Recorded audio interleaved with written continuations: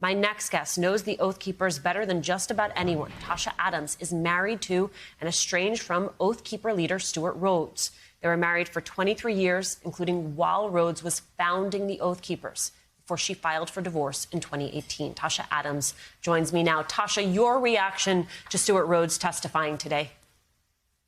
It's what I thought. He pled the fifth mostly, and then it appears he talked about himself a lot as well.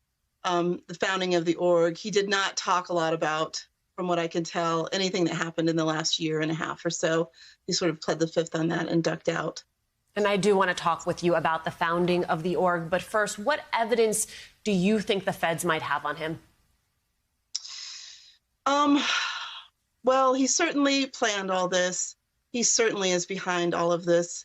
What I don't know is, are they able to make the connection to something bigger?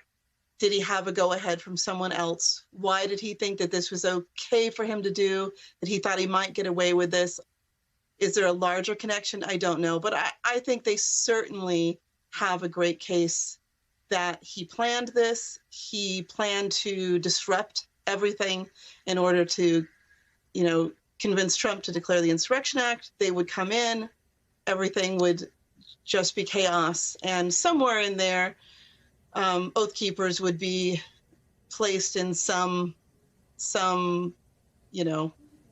basically brown shirts for Trump, I think, is what the plan was. You tweeted out that he dug escape tunnels in your backyard. Tell me more. Why did he do that?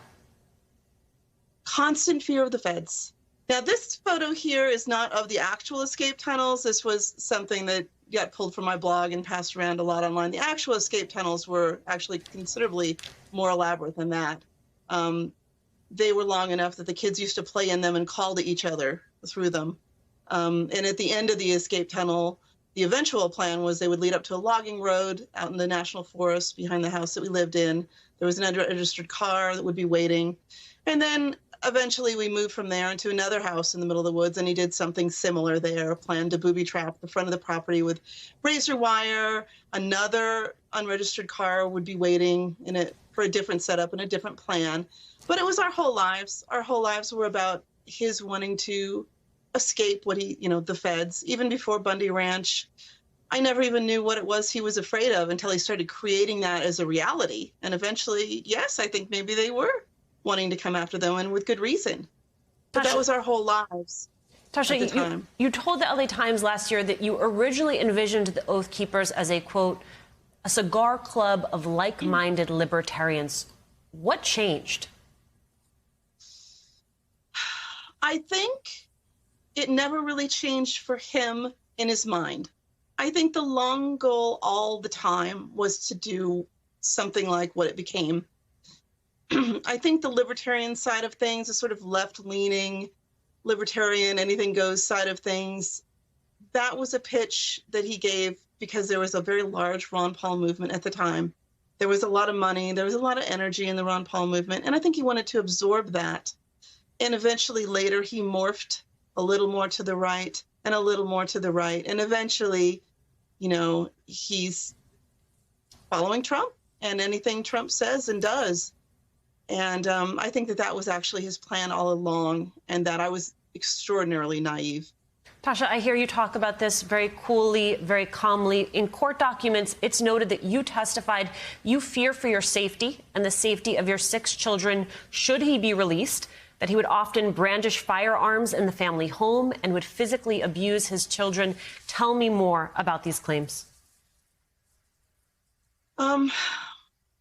He would often brandish a firearm. He's a lawyer, so he's always very aware of being watched.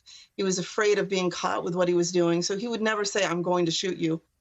But he would wave a loaded gun around, chambered with his finger on the trigger, all over the room, and eventually say, I'm doing this because I'm suicidal. But this is how he would control us, and this was how he would say, you're not leaving the house. If you try to leave the house, if you try to go to the store, I am going to kill myself because you're just so terrible. You're not doing what I say. You're not helping me enough. And this is something that happened now and then, once a year, or, trying to shoot the dog or something like that.